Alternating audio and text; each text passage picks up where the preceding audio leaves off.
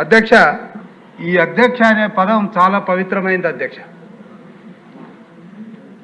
ఈ రాజ్యాంగబద్ధమైనటువంటి ఈ చట్టసభలో అధ్యక్ష అనే పదాన్ని పలకడానికి నాకు అవకాశం కల్పించిన మా అధినేత, మా ముఖ్యమంత్రి చంద్రబాబు నాయుడు గారికి, మరి అదేవిధంగా పత్తిపాడు నియోజకవర్గ ప్రజలకు, నాకు జన్మనిచ్చిన తల్లిదండ్రులకు శిరస్సు వంచి నమస్కరిస్తున్నాను అధ్యక్ష.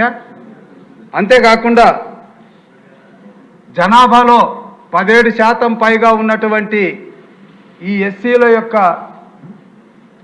బాగోగుల గురించి 35 సంవత్సరాల పరిపాలన అనుభవంతో పాటు సుదీర్ఘమైనటువంటి పరిశోధన ద్వారా వాళ్ళ స్థితిగతుల మీద 75 సంవత్సరాల స్వతంత్ర అనంతరం కూడా వాళ్ళ ఆర్థిక విషయాల్లో కానీ, సామాజిక విషయాల్లో కానీ, రాజకీయ విషయాల్లో కానీ ఇతర వర్గాలతో పోల్చుకుంటే ఇంకా ఎందుకు వెనకబడి ఉన్నారు అన్నటువంటి విషయం మీద పరిశోధన చేసి డాక్టరేట్ పొందినటువంటి నాకు ఎస్సీ అభ్యున్నతి మీద, సప్లాన్ మీద మాట్లాడే అవకాశం కల్పించిన మీకు నా ధన్యవాదాలు తెలియజేస్తున్నాను అధ్యక్ష. అధ్యక్ష, మంత్రి గారు చెప్పారు మొదటి ప్రశ్నకు సమాధానం రాలేదని. అధ్యక్ష, సప్లాన్ అనేది 2013 కాంగ్రెస్ ప్రభుత్వం ప్రవేశపెట్టిన చట్టం తయారు చేసిన, దాన్ని పకడ్బందీగా అమలు చేసింది 2014 నుంచి 18 మధ్య తెలుగుదేశం ముఖ్యమంత్రి చంద్రబాబు నాయుడు గారు అధ్యక్ష. ఇది దేశం మొత్తం కూడా అంగీకరించినటువంటి సత్యం.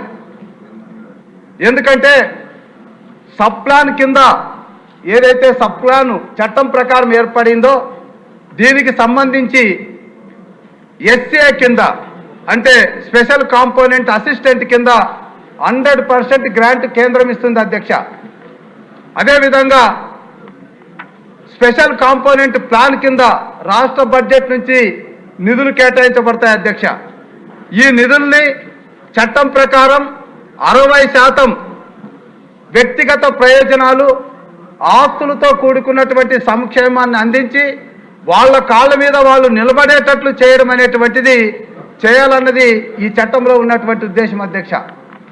అయితే 40% ఇన్ఫ్రాస్ట్రక్చర్, గ్రామాల్లో ఇతర వర్గాల వాళ్ళ కాలనీల్లో ఏ రకమైనటువంటి ఇన్ఫ్రాస్ట్రక్చర్ ఉంటుందో అలాంటి ఇన్ఫ్రాస్ట్రక్చర్ని ఎస్సీ కాలనీల్లో కూడా ఏర్పాటు చేయాలని నిర్దేశించినటువంటి చట్టం అధ్యక్ష. ఈ చట్టం మేరకే ఆనాడు పనిచేసినటువంటి మా పంచాయతీరాజ్ గ్రామీణ అభివృద్ధి శాఖ మంత్రులు ఇక్కడే ఉన్నారు, లోకేష్ బాబు గారు, సిమెంట్ రోడ్లు వేసేటప్పుడు ఈ రాష్ట్రంలో 25,000 కిలోమీటర్లు సిమెంట్ రోడ్లు వేసినప్పుడు మొట్టమొదట ఎస్సీ కాలనీలో స్టార్ట్ చేయాలని చెప్పి 5,776 కిలోమీటర్లు సిమెంట్ రోడ్లు ఎస్సీ కాలనీలో వేసినటువంటి ఘనత తెలుగుదేశం పార్టీ అధికారంలో ఇప్పుడు లోకేష్ బాబు గారికి దక్కింది. అదేవిధంగా ఒక డ్రింకింగ్ వాటర్ ఇవ్వాలంటే స్పెషల్ డెడికేషన్ లైన్ కూడా ఎస్సీ వాళ్ళకి ఇవ్వాలి, ఎందుకంటే వాటరు ఆ ఓవర్ హెడ్ ట్యాంక్ నుంచి అందదని స్పెషల్ డెడికేషన్ లైన్ ఇచ్చారు.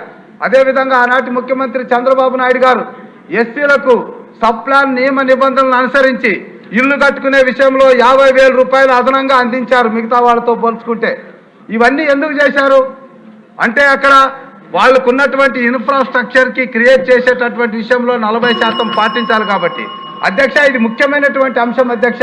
జనాభాలో 17% పైన ఉన్నటువంటి ఎస్సీలు 2019-24 మధ్య ఎంత వివక్షకు గురయ్యారో, ఎంత అన్యాయానికి గురయ్యారో, వాళ్ళ భవిష్యత్తుకి ఎంత అంధకారం జరిగిందో అన్నటువంటి విషయం తెలియజేయాల్సినటువంటి అవసరం ఉంది అధ్యక్ష.